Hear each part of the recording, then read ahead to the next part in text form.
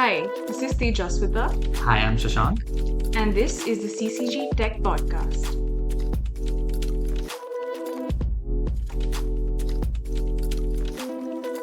Today, we're speaking to Shrutanjaya about digital rights litigation in India and the role of courts.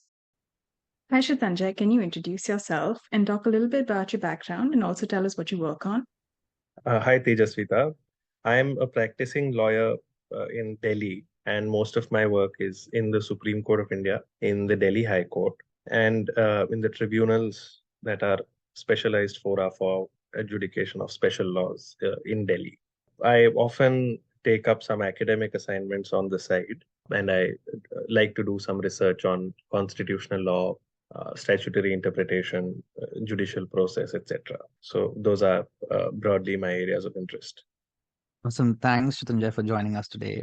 I'm going to start by asking you, what do you think digital rights mean, right? What does it encompass from, let's say, a litigation perspective? We've spoken to experts, who are technical in nature, and people who have spoken about specific things like misinformation and regulation and policy before, but it's our first time talking to a lawyer, who deals with all these questions before court. So, can you help us start with that? Yeah, that's a very interesting question. And I've always felt that the phrase digital rights is a bit amorphous in the sense that different people use it in different senses. Some use it in a kind of a narrower sense, in the sense that very, very specific rights, like the right to privacy or the right to freedom of speech and expression, which have usually been at the focus of policymakers, those rights, when they are exercised over technology or over the internet, that's what digital rights, the phrase broadly seems to signify. The other sense in which people use it, which is the broader sense, which would include other cases also, such as perhaps the intersection with intellectual property, for example, where you have property rights, the right to trade, often the right to freedom of speech and expression competing with the right to trade, like in copyright law. All of those situations that arise much more frequently before the courts than the cases of your classic privacy or classic freedom of speech cases. So for a practicing lawyer, I think having seen many more of those latter cases, my sense of digital rights litigation in India is sort of more populated in my head with those kinds of cases. But yeah, so my sense is that I would like to include all of these different kinds of cases under the banner of digital rights. So, would you say that generally all of these rights that we have offline, do they also apply online? Yes, for sure, because the general presumption on constitutional rights, that is all the rights in the Constitution, so freedom of speech, the right to privacy, the freedom of trade, the presumption is that they are medium neutral in the sense that it makes no difference whether you're exercising them over a computer or out in the field. It makes no difference. And of course, the question is, in a particular situation, the court may analyze the restrictions on that right differently. Because often the question is, the government has restricted somebody's freedom of speech. Is that restriction reasonable? Should it be allowed? And while judging the reasonableness of the restriction, the medium may play a role. It has played a role historically.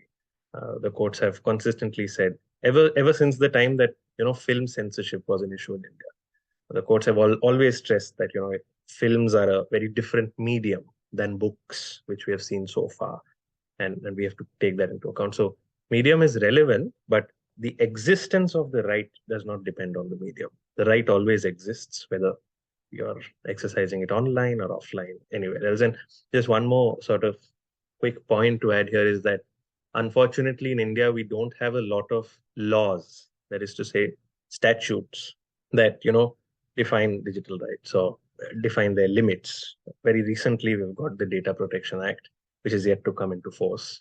But all of this sort of, as we say, the law keeps playing catch up. The problem arises first, it comes to the court first, then the legislature realizes, okay, this is a real problem, and then they make a law. So till that time, till there's an absence of a law, the right is only in the Constitution.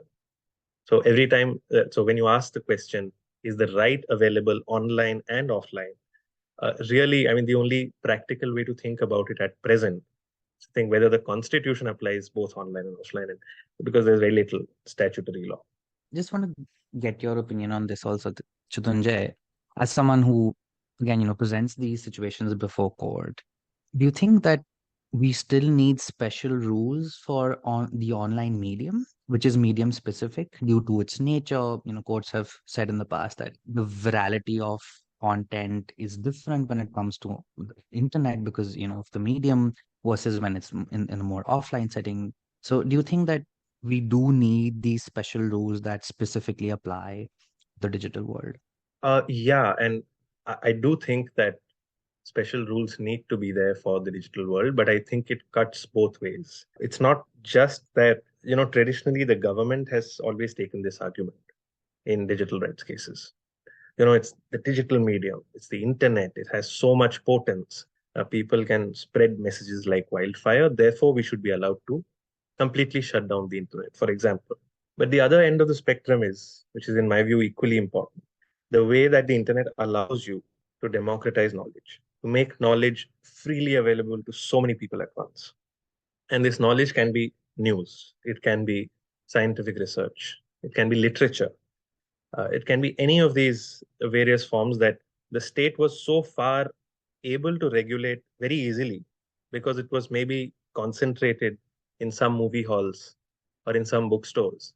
But now the state finds it so difficult to regulate it because it's so easy for anybody without the help of any publisher, without the help of any large corporation.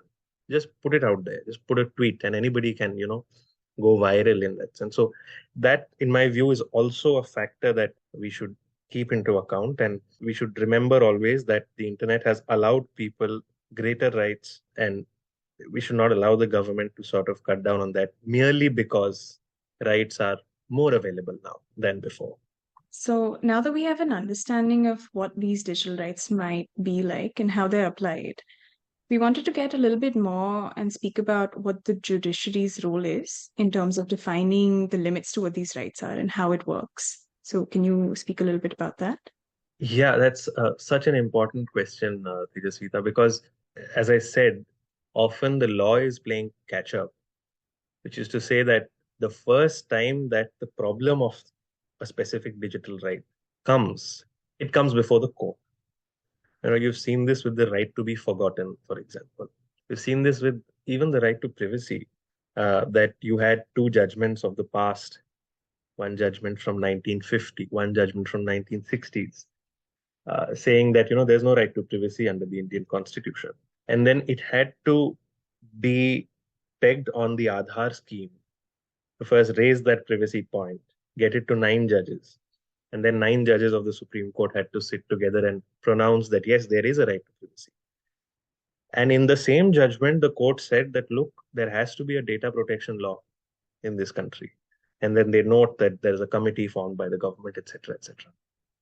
And in the follow-up hearings, because as you know, from the 9 judges' decision, then it came to 5 judges to decide if actually the Aadhaar Act is valid or not. And in that entire sequence, the government made repeated submissions before the court saying, look, we are in the process. We will get a Data Protection Act, etc., etc. And many people believe, and I think there is some merit in that belief, that, the court has really pushed the government to take this seriously. And it's just one of those things that the court can't do itself. It can't make the entire Data Protection Act on its own. It can maybe give 10 guidelines here and there, but it can't have a law. So because the court is the first site where this new right is being defined, it's being debated, the grounds of restriction are being debated. When can the government restrict this right? All of that is debated in the courts for the first time.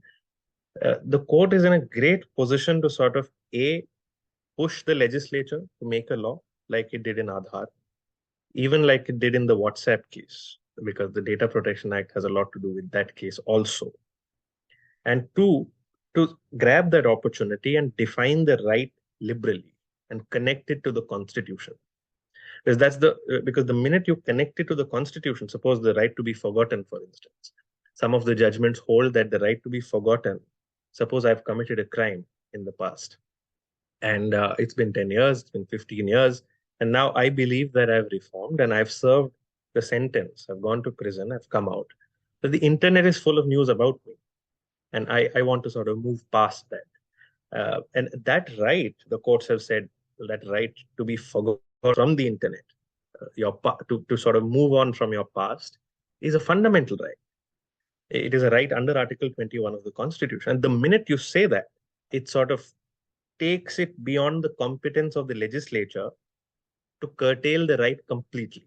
I mean, they can maybe make some inroads into the right. They can carve out some exceptions and try to define it, and then try to defend it in courts. But they can't completely snub it. So that's the critical role that courts play, and therefore I think it's very, very important to agitate those issues before the court very meaningfully. It's very interesting, Shrutanjaya, and I think it's useful how you highlight the role the Supreme Court and the higher judiciary is playing in sort of enhancing digital rights in India. But often I wonder what are some of the limitations that courts have, right? As you were also pointing out that the Supreme Court can maybe draw a direction for the government to take, to draft a digital data protection law, but they can't really draft that. And hence, I want to draw your attention to these challenges that the court faces. Do they have some challenges in understanding the very complex technology and the technological ecosystem that we live in and how it interacts with the law? As a lawyer, what have you faced? What are some of these limitations? I would immediately think of two limitations. One is exactly what you said about understanding the technology before, deciding on it. And sometimes the technology that comes before the court is ordinary, it's not hard to understand. But often, like we saw in the Aadhaar case, like in the facial recognition technology cases, the technology is quite complex to understand. There was quite a furor when the then Attorney General, had made a statement before the Supreme Court of India that the Aadhaar database is protected by very thick walls, and that's why it's impossible to hack into it. So don't worry about it. At some point, it shows the lack of understanding that both lawyers have, and the sense that the government has of, or anybody has of sort of how much the judges also know about it. The difficulty is that in this entire process, you can't just blame the courts, because our system is such in our country that as far as the higher courts are concerned, the High Court and the Supreme Court, the judges there are often in their older years of life. They are at least 45, 50 years and older than that. And so far, we are not at a stage that people from that generation are mostly, just generally speaking, that they're very well equipped with technology and the knowledge of it. So even the basics, I mean, we've seen that even when the Chief Justice stressed the need to start moving to, using tablets and iPads, etc., going to a paperless hearing mode kind of a situation. Even there, the courts have felt so much sort of hesitation in adopting that mode. Many courts don't do video conferencing because the judges simply are not able to grapple with it. They're not able to decide what button to press when. And it's just difficult in that ecosystem to pitch a case to a judge saying that you should now place a different interpretation on the Copyright Act in view of certain new technology that has come up. And that's a huge challenge. And so one part of the challenge is to explain it to the judges.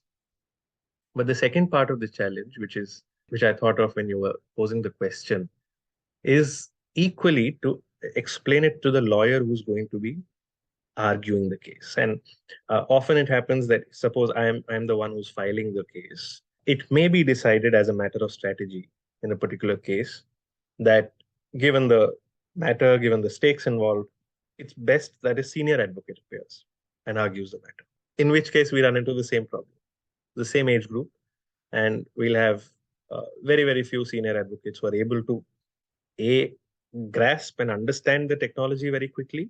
I say very quickly because most senior advocates don't have the time to sort of sit with you for 6-hour, 8-hour conferences and, really break down the technology and see visual presentation.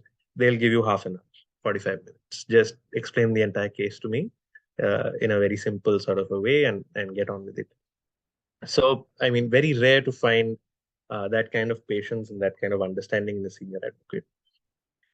And even if you do, the next challenge is, will that senior advocate be able to explain it to the judge in terms that both the senior advocate understands and the judge understands? So those are two challenges which I think are very regular, but hopefully we will move away from these challenges as times come, because slowly but surely people are getting more and more aware of technology, and I'm sure that as more and more of these problems come up, people will have to adjust. So at some point they will have no option. So I know we've spoken about these issues in generally what it's like when we're looking at the higher judiciary, but very often it may not always be constitutional litigation. There might just be other forms of litigation that happen at lower courts. So what are some issues that you face there, or are the issues similar? What are the challenges there, and do they get even enhanced due to, let's say, the complexities of lower court litigations?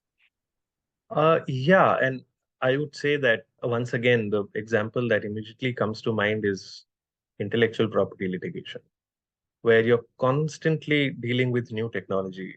For example, I mean, there's this ongoing case in the Delhi High Court, which concerns AdWords that are put out by Google. And you might know that Google has an AdWords policy where everybody can bid on certain keywords, such that if I type, let's just say I type McDonald's on Google, you might often find that a Domino's ad pops up. And Domino's is a competitor, and so Domino's might really enjoy it, but McDonald's may not like it. That somebody is searching for, and that has happened because Domino's has purchased the word McDonald's from Google, such that if anybody searches for McDonald's on Google, my ad should pop up. Now, what that forces McDonald's to do is to place a higher bid than Domino's, so that McDonald's can retain that keyword. So it's not a complete impossibility. McDonald's can still sort of retain it, but it may have to pay a very high price for it.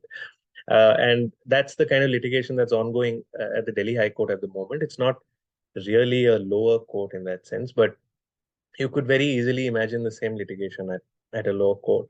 And the difficulty there is you have to now fit all of this into the existing Trademark Act. You have to use the same definition of mark, of trademark, of infringement, and decide whether, I mean, the biggest issue in all of these cases when they were being argued in the first round was, what is the meaning of use of a mark? Does it amount to use of a mark if I, being Domino's, if I bid on the mark McDonald's in Google's AdWords policy? And this is such a technical issue that I've seen some judges really say that before going to the judgments, can you really just break it down very simply for me and explain to me why this is a problem? It's obviously it's a tough issue. It's not to say that the answer is obvious, but you can see that it's very, very new for most judges because of the generation that they were in. So that's one category, IP disputes. And the other category is, I would suggest, the torts cases, where there's no law. It's just a common law sort of wrong that you're trying to allege in a court below. There are very few cases like that in India at the moment, but I would imagine you go to a lower court and you say, I have a common law right against the invasion of privacy, because there is a tort against privacy invasion. And then you have to explain it to them. Look, what is the law on privacy? It becomes a constitutional law hearing, even though the court is not a constitutional court. That's another challenge. Very new for those judges, because those judges are not used to hearing these cases. They might often feel that it's not even our jurisdiction to decide these cases. So it's a bit of a challenge. Yeah. You answer that question. My next question, actually, already, where I was like, okay, as a lawyer, what are the kind of challenges that you face in explaining technology, explaining the law, and sort of drawing that intersection? But this another question that has been sort of propping up in my head is that how important then do you think is the written word of law, right? And the government has, for example, in the data protection law, has taken a new approach where they're like, okay, we'll simplify the language, we'll keep the words very simple, everyday English. So my question to you is, then what importance does the drafted letter of law play for a lawyer, of course, to help explain to the bench, and also for the judiciary to be able to interpret what the legislature has drafted? Yeah, and I think there are two kinds of situations where the answers would be different. One is where it's a completely clean slate in the sense that you have no law except the constitution that governs that particular field. For instance, in the right to be forgotten cases. In those cases, I think the answer is obvious. It makes very little difference what the text is, because the constitutional text has historically not played a very significant role in interpretation. The court will always say the Constitution is an evolving document, it's a living document. So the meanings are flexible of the words. But the minute you get into territory that has some laws, for example, there's an issue about the Copyright Act ongoing in the High Court. So there was a earlier case in 2008 or so of the Delhi University where certain portions of copyrighted books were photocopied, and sort of compiled together for the students as part of the course syllabus. The publishers said, Oxford Publishing House said, this is copyright infringement. You can't do that. And the question was, is this covered by one of the exemptions under the Copyright Act, which is fair use and educational use? So in that case, the court held, yes, it is covered, and this is fine. You can do it. There's not copyright infringement. So now the question that has come up is, what if it happens on the internet? And it's so different when you think about the same things happening offline and online, because the minute you put it on the internet, you have no control over who gets it and who doesn't get it. Of course, you could have a drive folder of some sort, but the minute you have an open database, which is involved in this case I'm talking about, where you've taken some educational material and put it up for the world to see. That's really, I mean, you're not taking money for it or anything, but you've just put it up saying that, this is important information. Everybody should know it. Some of it is COVID related research. Some of it is important literature. And I've just put it up. And that's when you really hit a block, because the judge is now faced with a Copyright Act, which is written already. And now there's a lawyer saying that, no, you should interpret the same act very differently now that the internet has come in. The same act has to be given a different meaning. And in that case, I feel that text plays a lot of, it sort of plays the key role. The court will repeatedly go back to the text saying that, look, you may have a revolutionary point to make, but it's not my job. The law on this point is already covered by a statute. So if the Copyright Act says that you can do this, I will allow you to do it. If the Act doesn't say you can do it, I will not allow you to do it. If you have a problem, go and challenge the constitutional validity of the Copyright Act. But don't make this argument that, despite the Act, you should give this interpretation or that interpretation. We will follow the interpretation that has always been given. So that's a kind of a, somebody may say that that's a good thing about the system. It's consistency, stare decisis, they are following precedent. But another way to look at it is they are sort of bound down in their own precedent, in the sense that they don't want to see a new side to it. So we know that when we're looking at these forms of litigation, there's a likelihood that the written letter of the law is going to be what we will be sticking to. In that case, is it necessary, or is there value in having the law change or evolve, maybe through rules and regulations? Because it's necessary that these new forms of emerging tech is in fact covered to some extent. Otherwise, we'll always be in a situation where we're playing catch up, right? So how do you think we should go about that? Yeah, that's a very important point. And I think my answer is yes, there will have to be some mechanism by which, not legislation, but because Parliament will make the law once. For example, the Data Protection Act has been made now. Whenever it comes into force, the Act gives power to the government to make rules and regulations from time to time. And I think those rules and regulations have to be proactively made. That's the way to not play catch up. Of course, there may be some fundamental roadblocks you may encounter in future where you just have to amend the existing law or you have to make a new law entirely. If such a path-breaking change comes, of course, you have to make a new law. But so long as you're still working broadly within the same technological ecosystem, the government should have enough powers to make constant rules.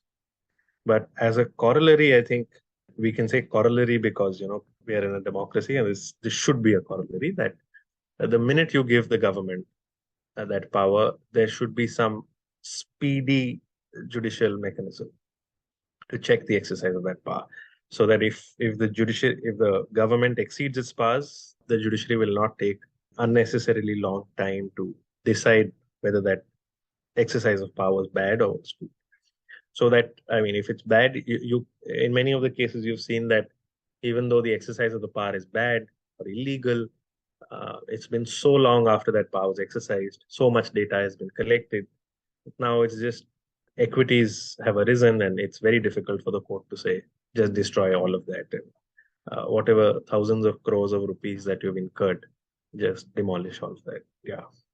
So we need that speedy mechanism, but we also need powers with the government.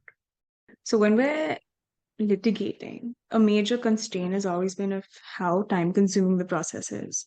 So especially when we're looking at, it's something that you mentioned before. So especially when we're looking at digital rights litigation, what do you think the court could do in order to sort of fasten the process? Because very likely, as you said before, by the time you even decide on something, there's a likelihood of, let's say, the law being obsolete or just the tech changing to a level where it then there's no purpose in doing the litigation anymore, right?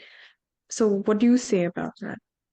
Yeah, it's such a difficult question because the almost instinctive answer is we should have more judges, because anything else is so unfair to the judges that deal with so many cases and they're always under a backlog.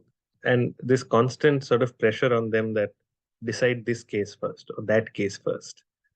Everybody is putting that kind of a pressure on them. The lawyers are putting, the academics are putting, everybody's criticizing the judges in the media saying, you are hearing this case, but not that case. How is this fair? The reason is that all judges are really, trying to do their best in deciding these cases. There could be a few exceptions here and there, but just a few bad apples. But by and large, I think everybody's industrious. They want to dispose of cases. And they feel that it's not fair of them to maybe prioritize a digital rights case over a bail matter or a criminal conviction issue where somebody's property is going to be destroyed. So it's very difficult to make those choices generally. Really, I think the only answer is infrastructure. You have to have more judges, more courts. By more courts, I mean more courtrooms.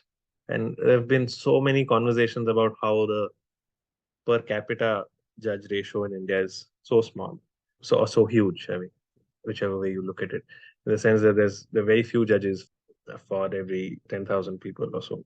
So, I mean, that's really the only practical way to achieve this. The other way could be to create a separate court, maybe a separate tribunal to deal with these kinds of cases. But the problem is with tribunals, our experience has not been great. I do visit a lot, some of the tribunals in Delhi, and the less said, the better, in the sense that the idea behind creating tribunals was fast justice. These cases are now only going to a dedicated court. These judges have nothing else to hear, so they will really do it quickly. But we've seen it with, let's say, the Central Administrative Tribunal, which is created for service matters, or the National Company Law Tribunal, created for insolvency matters, etc. It's not working out really. I mean, so I don't know. Maybe it's marginally better than before, but it's not promising. So I'm not too hopeful about the tribunal idea. It's super interesting, Shrutanjaya. My next question is directed more inward. And we often think about this, right? We've also thought about the challenges that courts face that you're talking about. I'm also learning some of the challenges that lawyers face, as you've been talking about. But we think about being part of the legal ecosystem? And how do academic centers like ours and other civil society organizations contribute to the litigation ecosystem and support lawyers like you and the bench? Especially when we've had the luxury to spend months and years building expertise on a very complex subject. How can we share our built knowledge with lawyers like you, with the judiciary, and what mechanisms can be built to ensure that we are at least sharing our knowledge resources to be able to support the larger ecosystem? This is once again such an important question, Shashank. I think one of the ways in which you can definitely sort of contribute much more. I think you all are wonderfully doing your job as always. Just to sort of be more involved in the litigation, I think you can actively make yourselves available for some kind of either consultations or some kind of research assistance or other kind of assistant with cases that keep coming up. The issue is that these cases will not come up predictably. They may just pop up one day, and you don't know which lawyer in the country will be handling these cases. There's a very few lawyers in the country who do only technology cases, for example, and they may not always do it for the side you prefer. So I think it'll have to be on an ad hoc basis where you put out information in the sense that, yes, we are available. And if you want to really understand the basics of this technology and the most advanced aspects of this technology, we are there to help you because we've been studying this for so many years. We have experts who can come and assist you, and just tell us when you want, then we'll come. And I think that really may go a long way. Just over these last few years, I've seen that it's so difficult for lawyers to come out of the traditional constitutional law doctrine. In the Aadhaar case, one of the biggest problems while convincing the bench, and I was involved in the Aadhaar case from the other side. We were defending the Aadhaar scheme, but on a narrow point, not entirely, but on a narrow point. So technically, we were the respondents. So far as the petitioners were concerned, I thought that it was very difficult for all the senior advocates to convey the harm in the Aadhaar scheme, except by referring to the possibility of misuse. And it was such a, it wasn't a nice situation for the petitioners because the court, as you know, and this is a very well settled legal principle that you never strike down a law only because it can be misused. So the difficulty that I thought in that case was that you have to really articulate the problem in a way that it doesn't sound like it's just a possibility of misuse, because that's really not what the problem was. But I felt that it wasn't articulated perhaps in the best possible manner, and it's not their fault because they're all divorced in some sense from this technology. But I feel that involvement of research centers and academics in that kind of capacity could really make a difference in these cases, just to help them articulate it in a constitutionally recognizable way. Thanks. We've taken notes, Shrutanjaya, and thanks so much for that advice. And at our end, we'll try and do our best to ensure, in whatever way we can, share our knowledge and support the ecosystem. Awesome. Thanks so much, Shrutanjaya, for patiently answering our questions. It's been a great conversation. Thank you.